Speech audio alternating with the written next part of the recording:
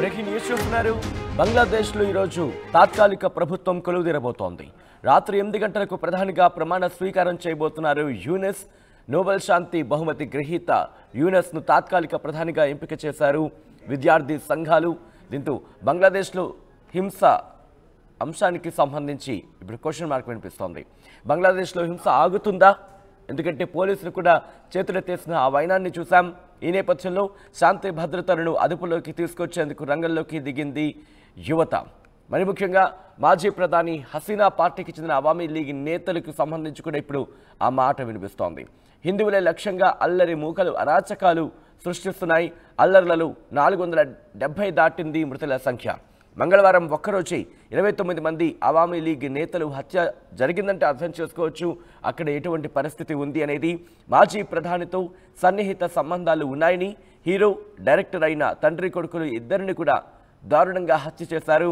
అయితే ప్రాణాలు కాపాడుకునేందుకు బోర్డర్ దాటి బెంగాల్లోకి వచ్చేందుకు 500 మందికి పైగా ప్రయత్నించారంటే ప్రస్తుతం బంగ్లాదేశ్లో ఎటువంటి పరిస్థితులు ఉన్నాయో అర్థం చేసుకోవచ్చు.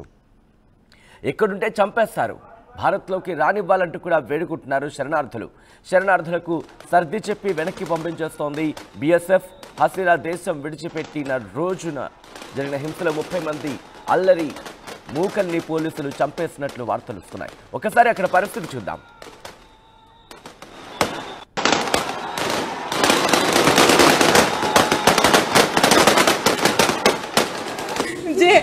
দিশা লাইভ আমার বাঁচান বাঁচান সবাই সবাই বাঁচান বাঁচান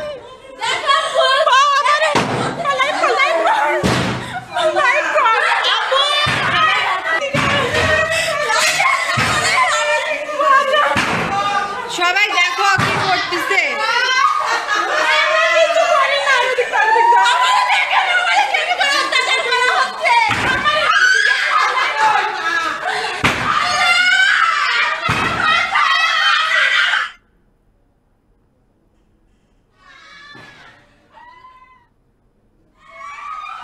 মিছিল নিয়ে যাওয়ার সময় উল্টো দিক থেকে এসে আমার বাসার মধ্যে ঢুকে, আমার বাবা একজন ব্যবসা করে, সে তার ব্যবসার প্রতিষ্ঠান, আমার ভাই একজন ডাক্তার, ছোট কাকার ছেলে, তার চেম্বারও আমাদের বাসার মধ্যে। এই চেম্বারের মধ্যে ঢুকে আমাদের পুরো ভাইরা চুইরা কিচ্ছু রাখে নাই। আমার কাকাকে খুঁজতেছিল, আমার ভাইকে খুঁজতেছিল, মানে এরা কোথায়। আমার মা বাইরে ছিল, আমার মা শুধু নিরুপায় হয়ে দাঁড়ায় দেখতেছে যে ঘরে ফ্যান বলেন, খাবার জলের জগ বলেন, একটা গ্লাস বলেন, কিচ্ছু রাখে নাই, পিটাই ভাঙে ফেলাইছে। বাবা যতটুকু পারছে ছবি তুলছে এবং বাবারে মারছে, বাবার গায়ে হাত দিছে। আর আমার ছোট কাকা তো পলাই আছে, আমার ছোট কাকাকে ওরা খুঁজতেছে। মানে আমরা কতটা নিরুপায় আজকের এই ছাত্রদের কারণে। আমরা এখন কি দেশ ছেড়ে নিজের জায়গা জমি ছেড়ে কি আমরা ইন্ডিয়া পালাই যাবো এটা মনে করতেছে সবাই। কেন ইন্ডিয়া যাব? আমরা স্বাধীন দেশে বাস করি না? আমরাও দেশের নাগরিক না? তো তাহলে কেন আমাদের সাথে এরকম হবে? আমরা তো স্বাধীনতা ঠিক আছে, সবই ঠিক আছে, মিছিল নিয়ে సో విజువల్స్ మనం చూసాం. ఇటు బంగ్లాదేశ్లో హింస ఏ స్థాయికి చేరిందో మనం చూస్తున్నాం. ఈ నేపథ్యంలో తాత్కాలిక ప్రభుత్వం ముందు అనేక సవాళ్లు ఉన్నాయనే చెప్పుకోవాలి. మరి ముఖ్యంగా యువతకు సంబంధించి విద్యార్థులు అక్కడ నిరసన చేపట్టిన పరిస్థితి మనం చూసాం. హింసకు దారితీస్తున్న పరిస్థితులను చూసాం. ఇప్పుడు ఆ హింసను అక్కడ పరిస్థితిని ముఖ్యంగా శాంతి భద్రతలను అదుపులోకి తీసుకురావాల్సిన అవసరం కనిపిస్తోంది. దాంతోపాటు ఇంకా వివిధ అంశాలు. మరి ముఖ్యంగా మహమ్మద్ యూనస్ ముందు అనేక సవాళ్లు ఉన్నాయనే చెప్పుకోవాలి. షేక్ హసీనా బద్ద శత్రువు చేతికి బంగ్లాదేశ్ వెళ్ళిందా అంటే అవుననే మాట వినిపిస్తోంది. ఎందుకంటే అటువంటి వ్యతిరేకత వాళ్ళిద్దరి మధ్య ఉండినట్టు అర్థం చేసుకోవచ్చు. అలాంటి యూనిస్ ఈరోజు తాత్కాలిక ప్రధానిగా ఆయన బాధ్యతలు చేపట్టబోతున్నారు. తాత్కాలిక ప్రభుత్వానికి ఆయన నాయకత్వం వహించబోతున్నారు. ఒకసారి విజువల్స్ మీరు చూస్తున్నారు. అక్కడ హిందువుల మీద దాడులు జరిగిన విజువల్స్, అలాగే డైరెక్టర్, అలాగే హీరో తండ్రి కొడుకులు ఇద్దరిని కూడా అక్కడ దారుణంగా హత్య చేసిన ఆ సందర్భానికి సంబంధించి కూడా ఇంకా చర్చ జరుగుతుంది. విజువల్స్ మీరు చూస్తున్నారు. కర్ఫ్యూ వాతావరణం కొనసాగుతోంది. పోలీసులు కావచ్చు, లేకపోతే అక్కడ బలగాలు కావచ్చు, అక్కడ పరిస్థితిని అదుపులోకి తీసుకొచ్చేందుకు తీవ్రంగా శ్రమించాల్సి వస్తోందంటే అర్థం చేసుకోవచ్చు ప్రస్తుతం బంగ్లాదేశ్లో ఎటువంటి పరిస్థితి ఉంది అనేది. అయితే రిజర్వేషన్ అంశం కేవలం ఇక్కడ పైకి కనిపించేదే కానీ దానికి మించిన అంశాలు ఉన్నాయి. ఒక నిప్పు కణిక మాత్రమే, ఒక పెద్ద మంటను రాజేయడానికి అంటుకున్న ఒక చిన్న నిప్పు కణిక మాత్రమే ఈ రిజర్వేషన్ అంశం తప్ప మిగతావి చాలా ఉన్నాయంటూ కూడా చెప్తున్న సందర్భం ఇటు విపక్ష నేతలు. ఈ నేపథ్యంలో ఈరోజు బంగ్లాదేశ్లో తాత్కాలిక ప్రభుత్వం కొలువుదీరబోతోంది. ఈ తాత్కాలిక ప్రభుత్వానికి మొహమ్మద్ యూనస్ నాయకత్వం వహించబోతున్నారు. బంగ్లాదేశ్ నుంచి ప్రధానిగా రాజీనామా చేసిన తర్వాత షేక్ హసీనా భారత్కు వచ్చిన సందర్భాన్ని చూసాం. ఈ నేపథ్యంలోని షేక్ హసీనాకు బద్ధ శత్రువు, అవును దీర్ఘకాల రాజకీయ శత్రువుగా చెబుతూ ఉంటారు.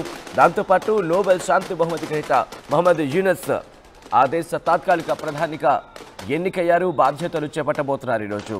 ముఖ్యంగా ఈయనకు సూక్ష్మ రుణాలు, స్మాల్ ఫైనాన్సెస్ అంటూ ఉంటాం, వాటికి సంబంధించిన విషయంలో దాంతో అంటే పర్టికులర్గా అంశమే కాదు, ఆర్థిక రంగానికి సంబంధించి బంగ్లాదేశ్లో ఆర్థిక రంగంలో కీలకమైన మలుపులు తిప్పిన అంశాలకు సంబంధించి ఈయన మార్కు ఉంటుంది, ఈయన మార్కు వినిపిస్తూ ఉంటుందంటూ కూడా అక్కడ జోరుగా చర్చ జరుగుతోంది. అయితే హసీనా మాత్రం ఆయన విధానాలను తీవ్రంగా విమర్శించేవారు. దీంతో స్థానిక కోర్టు ఈ మధ్యకి జైలు శిక్ష కూడా విధించింది. ఆయన దీన్ని రాజకీయ ప్రేరేపిత కేసు అంటూ కూడా ఆయన చెప్పుకొచ్చిన సందర్భం. సో ఇవన్నీ జరుగుతూ ఉన్నాయి. ఇవన్నీ జరుగుతున్న నేపథ్యంలో రిజర్వేషన్ అంశం తెర మీదకి రావడం, తెర మీదకి వచ్చిన తర్వాత విద్యార్థులు ఒక్కసారిగా ఆ వ్యతిరేకత పెళ్ళుబుకిన తర్వాత ఇటు ఆర్మీకి సంబంధించి అవును ఆ పరిస్థితిని కంట్రోల్ చేసుకోలేని స్థితికి వెళ్ళిపోయిందంటే అర్థం చేసుకోవచ్చు. 45 నిమిషాల సమయంలోని షేక్ హసీనా అక్కడి నుంచి బంగ్లాదేశ్ ప్రధానిగా రాజీనామా చేసి బయటకు వచ్చేస్తున్న సందర్భాన్ని చూస్తాం. ఈ నేపథ్యంలో ఆ నిరసనలకు నాయకత్వం వహించిన విద్యార్థులు మాకు సైనిక ప్రభుత్వం వద్దు అంటూ చెప్పేశారు. మహమ్మద్ యూనస్కి సంబంధించి, ఎందుకంటే ఆయన professor at the same time ఆర్థికవేత్త, రెండు కావడంతో ఆయన పేరుని ప్రతిపాదించినట్టుగా తెలుస్తోంది. ఒక్కసారి ఇక్కడ గమనిస్తే కనుక సాధారణంగా ఇటువంటి అస్థిరత ఉన్న పరిస్థితుల్లో ఎవరు ఆ పొజిషన్ తీసుకోవడానికి అంతగా ఆసక్తి చూపించరు. ఎందుకంటే పరిస్థితులను అదుపులోకి తీసుకురావాలి. మరి ముఖ్యంగా విద్యార్థులకు సంబంధించి నాయకత్వం వహిస్తున్నారు. ఇక్కడ రాజకీయ పార్టీలు కాదు, ఇక్కడ విద్యార్థులు నాయకత్వం వహిస్తున్న సందర్భం ఉంది కాబట్టి అన్ని కోణాలను కూడా చూడాల్సి ఉంటుంది. సో ఇటువంటి నేపథ్యంలోనే అధ్యక్షుడు షహాబుద్దీన్తో పాటు సైనికాధినేతలు, వాళ్ళతో పాటు విద్యార్థి సంఘాలు వీళ్ళందరూ కూడా భేటీ అయ్యారు. అధ్యక్షుడు షహాబుద్దీన్ విద్యార్థి సంఘాల నేతలతో 6 గంటలకు పైగా చర్చించారంటే ఈ ఎంపిక అంటే ఎంత సుదీర్ఘంగా జరిగిందో అర్థం చేసుకోవచ్చు. ఆ పేర్ల ప్రస్తావన కావచ్చు, ఒకనొక టైంలో ఖలీదా పేరు కూడా వినిపించిందంటే అర్థం చేసుకోవచ్చు. ఎందుకంటే ఆవిడ రిలీజ్ అయిన సందర్భం, ఆవిడ పేరు తెర మీదకి వచ్చింది కాబట్టి బహుశా తాత్కాలిక ప్రధానిగా ఖలీదాను నియమిస్తారా అని ఒక మాట కూడా వినిపించింది. కానీ యూనస్ పేరు అక్కడ తెర మీదకి రావడం అనూహ్య పరిణామం కింద చెప్పుకోవాలి. ఎందుకంటే ఇక్కడ విద్యార్థి సంఘాలకు సంబంధించి ఏమంటున్నారంటే, విద్యార్థి సంఘాలకు సంబంధించి 6 గంటల పాటు జరిగిన డిస్కషన్లో ప్రస్తుతం ఆర్థిక రంగం కూడా ఇబ్బందిగా ఉంది, బంగ్లాదేశ్ అస్థిరంగా ఉంది, వాటిని ట్రాక్లోకి తీసుకురావాలంటే యూనస్ అయితేనే కరెక్ట్. ఎందుకంటే ఆయన ఆర్థికవేత్త, అట్ ద సేమ్ టైం రాజకీయ కోణాన్ని కూడా చూస్తున్నారు, దాంతోపాటు ప్రొఫెసర్, ఇవన్నీ కూడా ఆయనకి కలిసి వచ్చే అంశం అంటూ కూడా వాళ్ళు చెప్పిన సందర్భం. ఇక్కడ ప్రొఫెసర్ యూనస్ కూడా రియాక్ట్ అయ్యారు. ఆయన ఏమన్నారంటే, ఇంతటి త్యాగం చేసిన విద్యార్థులకు సంబంధించి ఇటువంటి కష్ట సమయంలో నాకు ఈ బాధ్యత స్వీకరించమని వాళ్ళు కోరారు నన్ను, అలాంటప్పుడు నేను ఎలా దీన్ని రిజెక్ట్ చేస్తానంటూ కూడా ఆయన చెప్పుకొచ్చారు. సో ఈ నేపథ్యంలోనే ఆయన ఈరోజు బంగ్లాదేశ్ తాత్కాలిక ప్రధానిగా బాధ్యతలు చేపట్టబోతున్నారు. ఈయనతో పాటు 15 మంది మంత్రులు బాధ్యతలు తీసుకునే అవకాశం కనిపిస్తోంది. ఇన్ఫ్యాక్ట్ ప్యారిస్లో చికిత్స తీసుకుంటున్నారు ఆయన, ఢాకాకు తిరిగి వస్తున్నారు యూనస్. సో ఈ అంశానికి సంబంధించి పూర్తిగా ఎవరెవరు మంత్రివర్గంలో ఉండబోతున్నారు, మంత్రివర్గానికి సంబంధించి కూడా డిస్కషన్ జరుగుతుంది. ఎందుకంటే అన్ని పార్టీలకు సంబంధించి ఉంటారా, ఇటు అవామీ లీగ్ కావచ్చు, లేకపోతే ఖలీదాకు సంబంధించిన పార్టీ కావచ్చు, విద్యార్థి సంఘాలు, దాంతోపాటు ఇటు ప్రభుత్వాధినేతలకు సంబంధించి వాళ్ళ నుంచి కూడా రిక్వెస్ట్లు, ఇలా అన్ని సమ్మిళితంగా ఉంటుందా క్యాబినెట్ అనేది ఇప్పుడు ఒక డిస్కషన్ అనిపిస్తోంది. మరి ముఖ్యంగా అవామీ లీగ్కి సంబంధించి ఏ మేరకు రిప్రజెంటేషన్ ఉంటుంది, ఉంటే ఒకవేళ యాక్సెప్టెన్సీ ఉంటుందా, ఈ అన్ని గొడవలకు సంబంధించి ఒక్కసారి ప్రస్తుతం బంగ్లాదేశ్లో ఎటువంటి సినారియో ఒక్కసారి ఆ విజువల్ చూద్దాం. చూసిన తర్వాత ఇన్ డీటెయిల్గా మాట్లాడుకునే ప్రయత్నం చేద్దాం.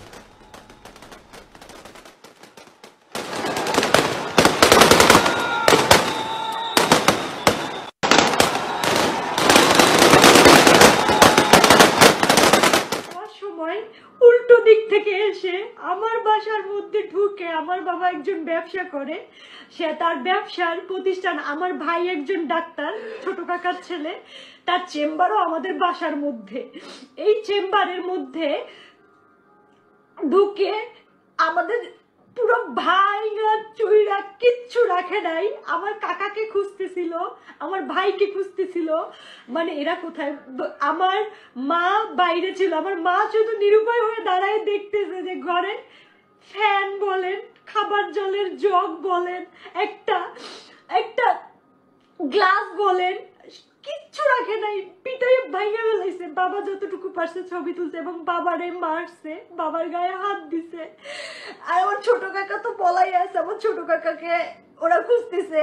মানে আমরা কতটা নিরুপায় আজকের এই ছাত্রদের কারণে। আমরা এখন কি দেশ ছেড়ে নিজের জায়গা জমি ছেড়ে কি আমরা ইন্ডিয়া পালাই যাবো, এটা মনে করতেছে সবাই। কেন ইন্ডিয়া যাব? আমরা স্বাধীন দেশে বাস করি না?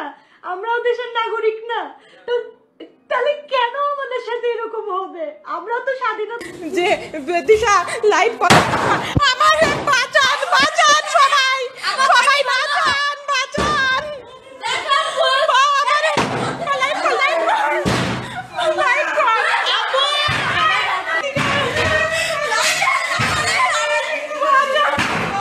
সবাই দেখো কি করতেছে।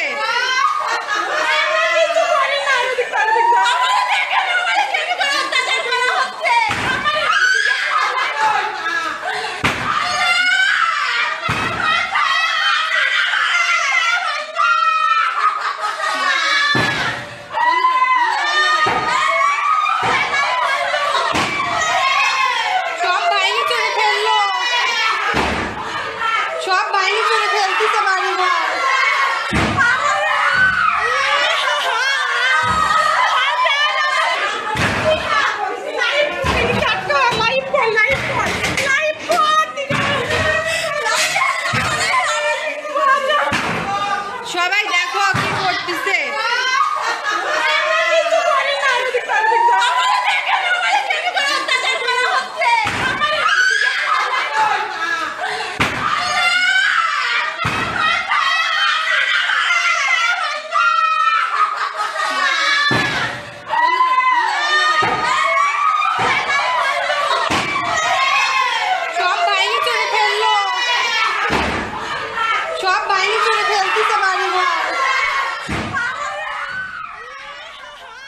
అది అక్కడ హిందువుల ఆర్తనాదాలు.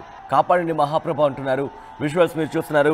ముజిబుర్ రెహమాన్కి సంబంధించి షేక్ హసీనా తండ్రి, అలాగే బంగ్లాకి సంబంధించి ఆయువు పట్టుగా మాట్లాడుకుంటూ ఉంటారు. ఎందుకంటే అటువంటి కీర్తి ప్రతిష్టను సంపాదించుకున్నారు ఆయన. కానీ షేక్ హసీనా ప్రభుత్వం అన్యాయాలు, అక్రమాలు, దౌర్జన్యాలు, అరాచకాలు సృష్టించిందంటూ కూడా విద్యార్థి సంఘాల నేతలు ఆందోళన వ్యక్తం చేస్తూ ముజిబుర్ రెహమాన్ విగ్రహాలని ధ్వంసం చేస్తున్నారంటే, ఇన్ఫ్యాక్ట్ ఒక విధంగా చెప్పండి జాతిపితగా ఆయన భావిస్తూ ఉంటారు, అభివర్ణిస్తూ ఉంటారు బంగ్లాదేశ్లో. అటువంటి ముజిబుర్ రెహమాన్కి సంబంధించి ఆ విగ్రహాన్ని ధ్వంసం చేశారంటే అక్కడ ఆగ్రహం, కోపం ఏ స్థాయికి చేరుకుందో అర్థం చేసుకోవచ్చు. సో ఇంతటి పరిణామాల తర్వాత ఈరోజు కొలువుదీరబోతోంది తాత్కాలిక ప్రభుత్వం. బంగ్లాదేశ్ తాత్కాలిక ప్రభుత్వానికి మద్దతుగా ఉంటామంటున్నారు. మరి ముఖ్యంగా హిందువుల దాడులకు సంబంధించి కూడా విద్యార్థి సంఘాలు రియాక్ట్ అయ్యాయి.